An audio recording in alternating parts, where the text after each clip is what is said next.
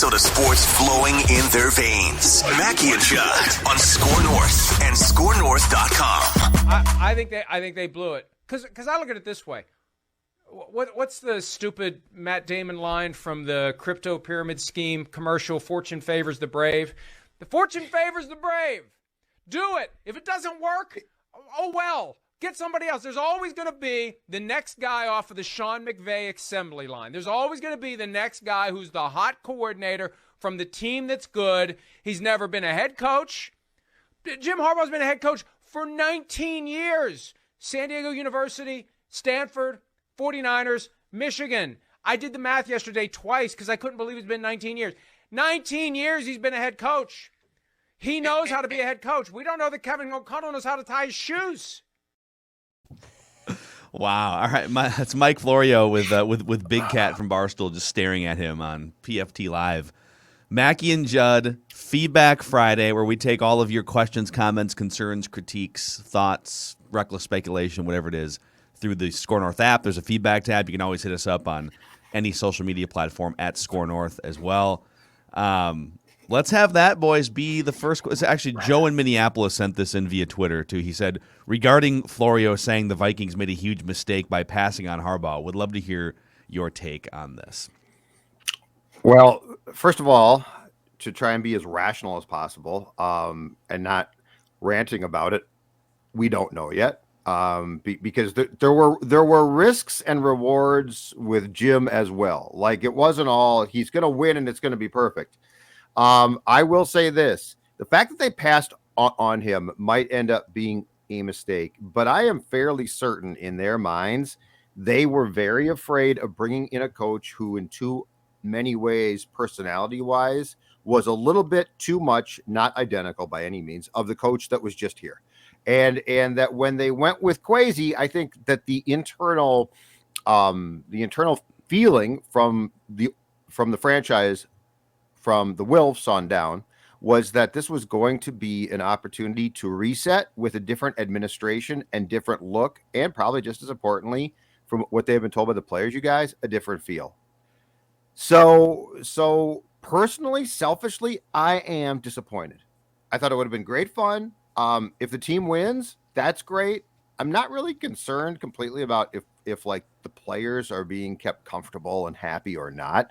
So, but from an organizational standpoint, I'm telling you right now, they saw some definite red flags. And last thing too, if Harbaugh really arrived in town thinking it's my job, like it's my job, how many times did he have to be told that's not the case? Like the Vikings were leaking it out to everyone who called them, right? Hey, look, make it very clear he's part of the process. But like there was never this definitive internal Vikings push of it's his job, and if it falls apart, oh my God. So I guess I'm a little bit more understanding than Florio, but just to be clear, I did think that it could be great fun. See, I think I've thought about this a lot the last couple of days. I think we as Minnesotans largely hate conflict. I think it makes us uncomfortable. We tend to be a little passive aggressive, and let me just sneak by you there. We aren't native New Yorkers who, if you guys, I'm sure you guys have been to New York and have driven around, and when the stoplight turns green, people start honking. I think didn't they make a law about that in downtown Manhattan where you because people live downtown? But I remember, 15, 20 years ago before they instituted that, like people would start honking at each other, just conflict, just go, right?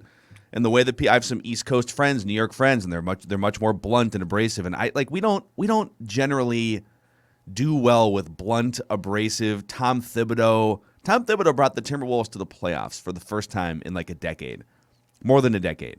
And we hated him because he was brooding, he was not friendly, he was sour, right? So I think some of this is we want the Vikings to win, and as we say on Purple Daily, we want the Vikings to win a championship, a Super Bowl before we die.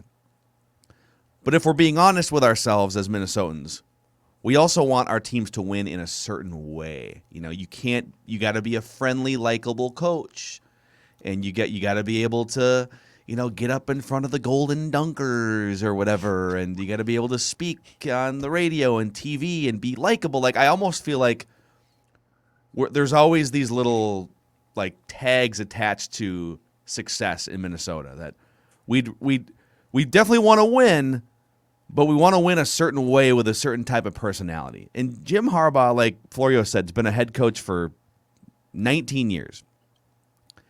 And, he took over that Stanford job. That was his second job, 2007, 2008. And they were building, so they were under 500 those first 2 years. But when he turned it around at Stanford was 2009. And if you throw out the pandemic year where they only played like 6 games at Michigan, I think they were like 2-4, throw that weird year out. He's never been below 500. His train wreck season was the 49ers, where everyone hated each other. The team started to turn on him. He had the rip with the front office and the ownership, and they went 8-8. That was the train wreck. So, like, if we were to have hired Jim Harbaugh here, it's guaranteed success. I'm not saying guaranteed Super Bowl, but it's guaranteed that you would win football games with Jim Harbaugh.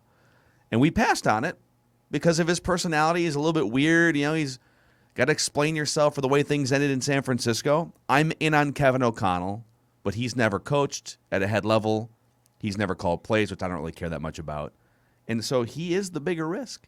He's the bigger risk. But he's look at it. He's got a nice smile, seems very likable, agreeable. He's going to collaborate. I think there's a huge part of that we wanted to avoid the abrasiveness, especially coming off Mike Zimmer. If there's going to be any sort of chance of it getting weird or awkward or uncomfortable, let's just avoid it. Yes, we are going to have, if I don't care what the record is, damn it, we're going to have collaboration. If we don't have, we're going to get along here. Like they might win 2 games, but you know what? They're going to win 2 games while collaborating, and everyone in the hallway is going to say hello.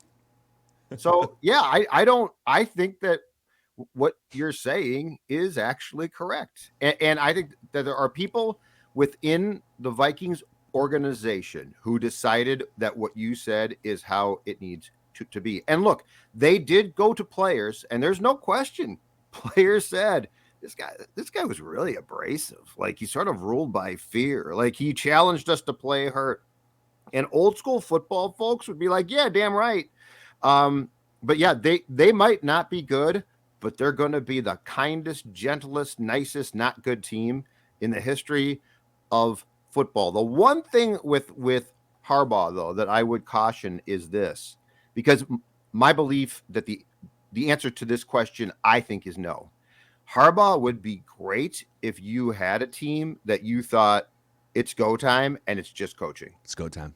It's go time. It's go time. I mean, it is Super Bowl time. I don't see that. I think that the Vikings could overachieve possibly in 22, but I don't think it's a championship team, because the race to me with Jim is you start the clock, right? And it's a shelf life job. So, like, it's not like, hey, we'll see you in 8 years. It's going to be great. So you start that clock, and if that clock starts on a meh team or potentially a bad team, I think it gets to be a problem quickly. So that's I would have loved to seen him. I would like to see him plugged into a team that has all of its ducks in a row. Why do you think people with Doug Peterson, who just became the Jaguars' new head coach, Rick Spielman about to run that front office? I'm guessing that was a Rick Spielman hire, which we'll get to that on Purple Daily today. But why is it that people are so fixated on the way things ended for Doug Peterson in Philadelphia and the way things ended with Jim Harbaugh in San Francisco, when we know that almost every coach not named, there's like 5 coaches that don't get fired, right? Andy Reid got fired in Philadelphia. Everyone gets fired. Sean Payton, Bill Belichick probably won't get fired. He'll probably leave on his own, right? There's a small handful of coaches that kind of just do it on their own. Everyone gets fired. Everything gets uncomfortable and to a point where someone gets fired. Sure. Jim Harbaugh went to 3 straight NFC championship games and went to a Super Bowl with Colin Kaepernick, who was at his best, and Alex Smith, by the way, at his best was never considered like a generation. Like, he had a couple of years where he was like the talk of the league, but like Jim Harbaugh squeezed the best out of those guys. And at its peak, he was one of the best coaches in the NFL. And same for Doug Peterson. He won a Super Bowl by out-coaching Bill Belichick with Nick Foles as his starting quarterback in the Super Bowl. 3 years, right? From I believe we All are right. now Philly, baby, right in our backyard. Happy anniversary. 4 years already. It's been 4 years. 4 years. It's crazy. Oh, my God. And we focus less on, look what can happen. Hey, maybe this flames out in like 4 or 5 years. Who cares? What are you going to do in those 4 or 5 years? Can you get to a certain point? And so, again, I'm in on KOC. I think he brings a lot to the table. I love the Sean McVay coaching tree, and I'm not saying, like Mike Florio is saying, that they made this huge mistake. But I think the way it's being framed as how risky it is with Peterson and Harbaugh because of the way things ended is to ignore how great things were at their peak, and that's all that matters. So in Florio's case, I will say that part of his problem is he is a huge fan. He loves the Vikings. Grew up a Vikings fan. And I think that Mike's weird because he's like super cynical and he's really smart. But he's also like idealistic at times. I think Florio's talking like the Vikings should win. Like, you get Harbaugh, you're going to win. I'm telling you right now, this roster is much better deconstructed. Like, if you say, Jim Harbaugh, you are our guy. We're giving you a 5-year contract. And you know what? Kirk's your quarterback. And you got Harrison Smith and Kendricks. And we got some cap problems. Going to be, truthful about that. But we think that you can win. I think Florio thinks, oh, yeah, this team can win. I'm here to tell you right now, the best thing for this team is to deconstruct that roster. But a lot of people, and I've been going through feedback for like 3 hours this morning across our app, YouTube. I mean, it's sure. I don't know if we could do a poll or something at some point, but like, I feel like 20, 30, 40% of people are just like furious with the organization because they passed on Jim Harbaugh. King D11 via YouTube. Phil is the only one that sees how much we messed this up. You guys preach Super Bowls, and we finally have a chance to make a few, and we do this. I will no longer be a fan and can't wait to see the Vikings crumble in the next 3 years. Worst move in organization history. I feel like you probably weren't that much of a fan if this is the thing that drove you out. Let me keep going here. Mr. Sasshole on YouTube says, I'm stunned by this podcast. I give Mackey and Declan a pass because Mackey has been unable to form any contacts within the NFL despite covering it for a decade. It's not true. It's a funny rip, but it's definitely not true. And Declan is still getting the hang of shaving. Damn. He barely. Well, that's meaner. And that's even more mean. And he doesn't shave My that Phillips much. Noelko does a great job, okay? I know exactly what it does. Declan here for Phillips Noelko. Grow back the stash. But Zolgad, as a former beat writer, you should know that GMs are laughing at this franchise right now. Why excuses are being made for this franchise letting Harbaugh go, I'll never quite understand. Judd, I'd recommend trying to leverage some of those alleged sources you've developed. The real story... I love it. This guy's great. Excuse me.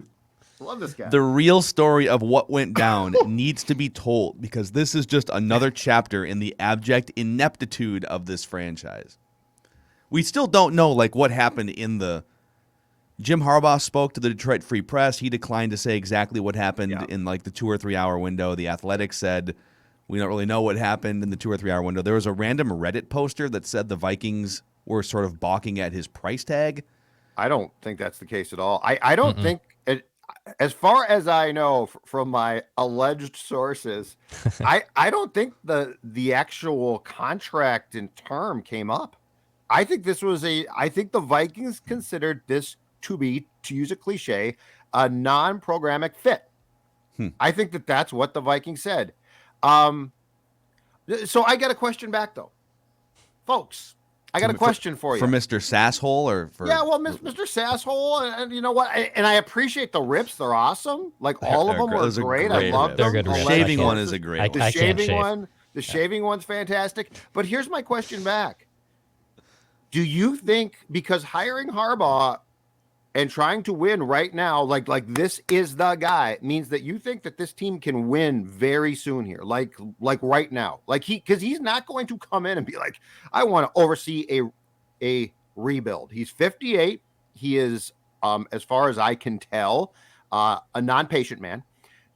So, Mr. Sasshole, do you think, Sassy, Do you really think in your heart of hearts that this team screwed the pooch and lost out on an opportunity for a Super Bowl next season? Because that's what Jim would be trying to do. And by the way, you can say yes. I'm just telling you, I am a fan of blowing a lot of this roster up. Same as the Wild. Dex and I were told, you can't do it. Oh, what? Koivu gone? No. Oh, okay, he's gone. Parisi and Suter, though, yeah, no. So, but they didn't rebuild, though. But you don't have to completely rebuild. But what you do have to do is take veterans out, pick them out like broccoli, and throw them away. Oh, I love broccoli. Yeah, okay. Delicious. What don't you like? What don't you guys like? Because I want this to be a good example. Beets. Peas. Yeah, beets. Okay. I love beets. beets. No one likes beets. I love a good beet salad. Of course you like beets. Oh, you guys should develop a taste for a good beet salad. Now, beets do have a downside. I don't want to talk about it. But a good beet salad is fantastic. I feel like I may have. So they snuck some beets into a salad that I had for lunch the other day. I feel like I may have experienced some of those side effects. The downside is disturbing to a certain degree. But anyway, take the beets out. That doesn't mean that the entire dish is ruined, but it does mean that what is considered to be a pretty important factor in said dish is gone. That's fair. I would say the Harbaugh situation was the timing was off, man. The timing was off. From where the franchise is at, from where he is at right now, that's where it comes down to. The timing just wasn't right. And to be honest, I have no problem with Harbaugh going into that interview saying and thinking, I'm going to get this job. This job is going to be mine. To be honest, I think you should have that mindset going into a job interview, especially a job that you want. You should have that mindset. Now, I understand where some people think like you're getting a little ahead of your skis there. Like you just got to, you haven't met these people and you think you're automatically a shoo-in for the job. But I respect the hell out of him for thinking he was going to get the job. And I also understand why the Vikings, at the end of the day, didn't want to give him the job. The timing, there's an alternate universe here where, go back 2 years. Declan, you brought this up yesterday. If the Vikings lose to the Saints in the first round of the playoffs 2 years ago, it sounds like they were ready to move on from Zimmer. And then they had to basically make a decision like, okay, well, they want a playoff game. There were some rumblings that Dallas might be interested in trading for him. Yep. Jim Harbaugh, 2019, went 9-4 at Michigan, only 6-3 in conference. They were third in their division and lost in the Citrus Bowl. And that was like year 5. There were a lot of rumblings that this isn't really working. 2 years ago would have been the time to make that move, right? Yes, but I think that if that had all transpired, Stefanski is a shoo-in back then. Okay. They really liked him. They really liked him. And I think that this O'Connell move is their equivalent of Stefanski. Yeah. All right. Rain Man via the YouTube comment section here. OMFG, if I hear collaboration, inclusivity, and culture one more effing time. I mean, JFC, this franchise is starting to sound like a cult. There aren't enough people talking about winning and championships. Those are the words I want to hear. Not this participation trophy nonsense. In fairness, Mark Wilf said championships and Super Bowl in his statement when they fired Mike Zimmer and Rick Spielman. So the ownership is thinking about and talking about winning and championships.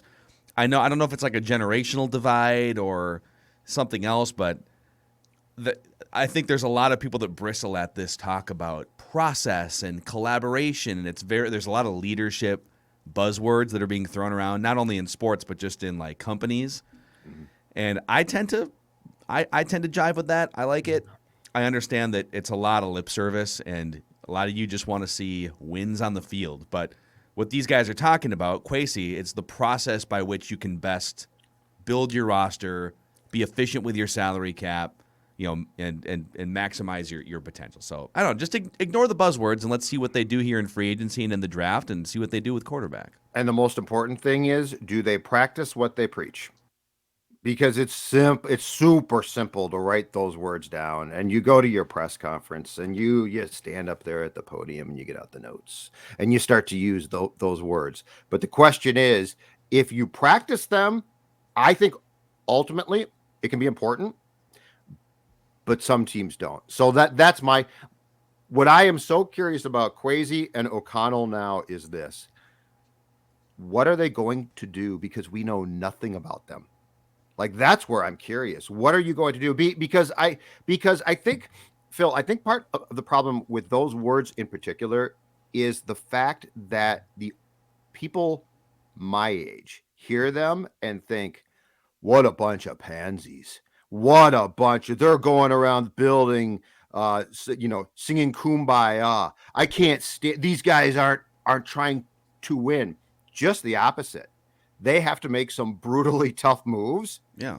That are very harsh. But I think culture's confused for being a pansy, which it's not. Yeah, it's like leading with your brain and your smarts in collaboration is not a sign of weakness. It's a sign of strength. Right. It's a sign of high IQ and EQ. Old guys like me are like, we didn't practice culture at St. Therese in third grade. We got in fights. So that's how we think, but I don't think we understand what they're trying to say. I will say, to a point, emotional intelligence will get you farther in life than IQ, just for those of you scoring at home. Philip Hoffman via the Score North app. I just like to beat people up, but that's just me. Go ahead. Philip Hoffman says, here's an analogy for you and Declan, Mackey and Declan. The coaching staff was the coaching. Let me see if I can. The coaching search was like the Royal Rumble, with Kevin O'Connell being Brian Danielson, a smart technical coach who comes in at number 1. He interviewed first, and he's the Iron Man throughout the match. And then Jim Harbaugh comes in, and he's Brock Lesnar coming in at number 30, with everyone like, oh, I know where this is going. Brock is going to win the Royal Rumble and go into WrestleMania. But wait, no way. Brian Danielson just eliminated Brock Lesnar. Oh, my God. O'Connell's going to the Super Bowl. That's good. I like it. I don't mind it. I don't mind it. Any sort of wrestling analogy is going to be. Yeah, we'll always appreciate that on the show. Brandon Perrine via the Score North app says, maybe you guys have covered this on an episode I didn't listen to, but in the spirit of reckless speculation. Reckless speculation. Do you think it's possible that Mike Zimmer knew his job was on the line and chose to downplay the progress of Kellen Mond to make Spielman look bad and for another poor quarterback pick so that he went down with Zimmer? I've been thinking that was the case ever since the press conference where Zimmer threw Mond under the bus. I don't think Zimmer was thinking on that level. I think he just had no idea what to do with a young quarterback, so he just ignored him all year. I love that. That note is awesome. It's great, and I think it might be right. And here's why. If Zimmer had submarine Mond, then, Phil, I'm probably with you. Like, he just didn't know what to do. He submarined the entire third round. No, I think Mike screwed Rick, and I think, and something happened there. Something happened there at the end that got Rick from being basically promoted to fired, and don't discount Zim there, too. No, I think that Zim is an old, vindictive human being. And I think it's very likely that he had I don't know if plan is the right word. He had an inkling of what would cost Rick too. He literally took the entire third round and submarined it. I'm going to go through these draft picks. It's really interesting. And again, the Vikings, it's not like they had this loaded, perfect roster. Like, you needed some of these draft picks to throw them in the fire and see if they can help, right? Correct. And so they drafted 1, 2, 3, 4, 5, 6, 7, 8, 9, 11 players. They drafted 11 players in this draft. Christian Darrisaw, doghouse. Mike Zimmer put him in the doghouse because he's a sissy, right? He's got some mysterious core injury. Yeah. I thought it was taken care of. Yep, thought it was taken care of. I was told it was taken care of. And then he didn't play Darrisaw until and again, he was recovering from injury, but he was back in the mix at practice for weeks until they threw him out there. Yeah. The next picks after that were Kellen Mond, Chaz Surratt, linebacker, Wyatt Davis, wasn't active for a game all year, right? Yeah, I think he was. He might have played special teams once or something. I don't remember. But yeah, he definitely didn't get what we expected, which is plug and play. I guess he was active for 6 games, it says on here, but he didn't do anything. Patrick Jones II. He had to play because they had no ends left.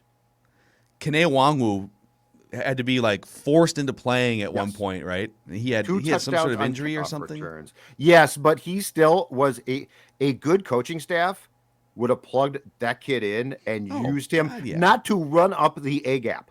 Yes. He was submarined.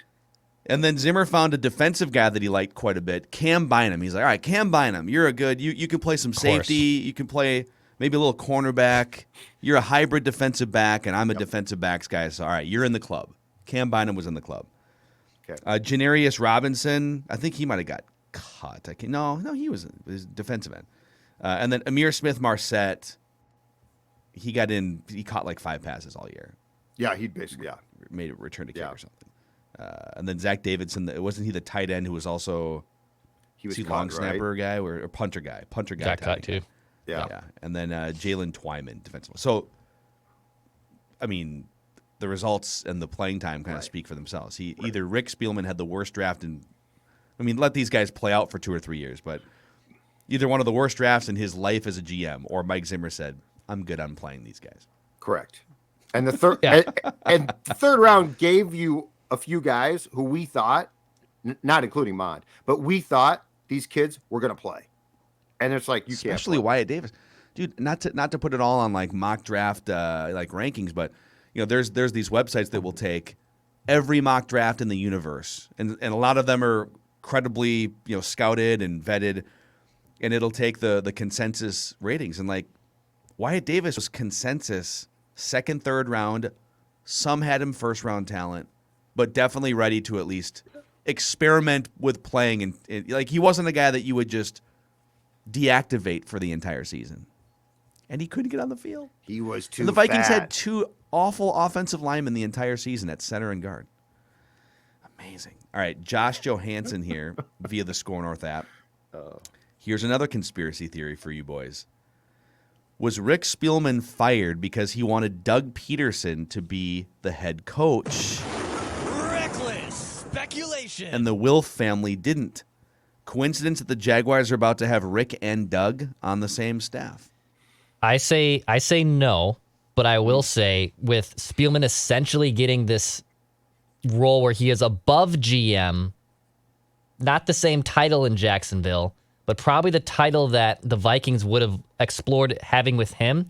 I think Rick took those principles, spun it to Jacksonville, and said, "This is what I wanted to do in Minnesota. What they were gonna. This is what we wanted to shape things up." And I know the exact kind of coach what this team needs. You guys have Trevor Lawrence, who was a generationally great quarterback, but he had a horrible rookie season. Urban Meyer was the worst possible person for him. This culture was terrible. Let's bring in Doug Peterson. I think he took some of the principles that he wanted to do here in Minnesota if he had that GM position removed to this new one and basically spun Khan and the Jacksonville Jaguars into this position now. I wish him the best too. I think it's going to work. Can we talk about the savviness, the snakiness of Rick? Rick Spielman is, in some ways, he's maddening to watch work. In some ways, the man is a genius. Mm-hmm. He is getting himself a job with a team that had the first overall pick, and we still believe took a generationally good quarterback. Mm-hmm. He'll never have to worry about what he can't do. Correct. He's the old guy who's getting married to the 24-year-old super model. He's Hugh Hefner. Rick Spielman is Hugh Hefner. Ric Flair. He is. It's unbelievable. Yeah, Ric Flair, who just got divorced from his fifth wife this week. Did he really? Yeah. There's he sent a press release out that they're amicably parting ways or whatever. She's 30. Something like that. Woo. But this is genius. I think if Rick had kept his job and they fired Mike, which is what Rick thought was going to happen, I think he would have hired Doug Peterson. Mm-hmm. Yeah. So I'm kind of with Declan. I think he went to Jacksonville and said, "Well, listen, I've learned a few things in my 15 years with the Vikings. I feel like coach-quarterback relationship is the absolute most important thing. I'm also not that great, as he said in a bunch of interviews, at identifying quarterbacks. So you guys already checked that box. Trevor Lawrence is a generational talent that just needs a quarterback whisperer head coach. I know just the guy." It's very interesting. And did you see who Doug Peterson supposedly wants to talk to ASAP about bringing on his Jacksonville staff? Mike Zimmer. John DeFilippo. Be uncomfortable. Okay. John DeFilippo. Because you know what? I think that John actually might be okay. Yeah. Except he had to work with Kirk. And Mike. And between those two, it didn't work out for John DeFilippo. Amazing. Dude, the savviness of our listeners, too. Just these yeah. theories. They live the lifestyle. They live the reckless speculation lifestyle, and they do it well. Yeah.